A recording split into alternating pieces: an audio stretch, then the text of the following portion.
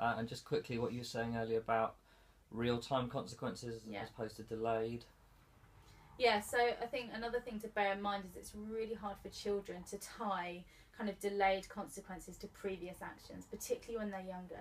So say for example, they're being really, really disruptive in a session and you kind of ignore it and then you carry on playing, then they're disruptive again, then skipping the steps and going straight to taking off a sticker or chastising them from the front because of accumulation of poor behaviour which you haven't addressed at the time isn't fair or reasonable, because that child's not going to be able to recall or connect your current issue with them to previous behaviour. So it's really important you address the behaviour there and then. If you as a leader choose not to address it in the moment, you also forfeit the right to refer to it at a later date. So it's really important to keep it present, and actually if you fail to do that, then you'll need to find a way around it that doesn't involve retrospectively chastising a child, because it doesn't help them and it's not honouring them. Yeah, so that includes, saying, oh, I'll deal with you later, or dealing with it at the end of the session before they leave, all that.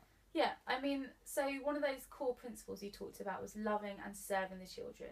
And actually, it may be that loving and serving the whole group involves stopping the teaching and actually taking a different direction and addressing a different issue.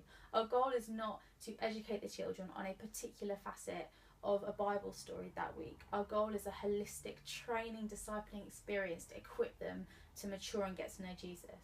And so there may be occasions where you need to disregard the rest of the teaching and address a different issue, or it might be that you just recognise the kids are all really tired, it's the last day of half term and they just can't sit down and focus right now, and you decide to play games because you're working with where they're at. In everything that you're doing, it's about responding to them. And I would always say that if you're needing to isolate a child to throw them out or whatever, it's better to stop teaching and address behaviour than to power through, ignore the behaviour and ultimately just be frustrated yourself. Cool. All right.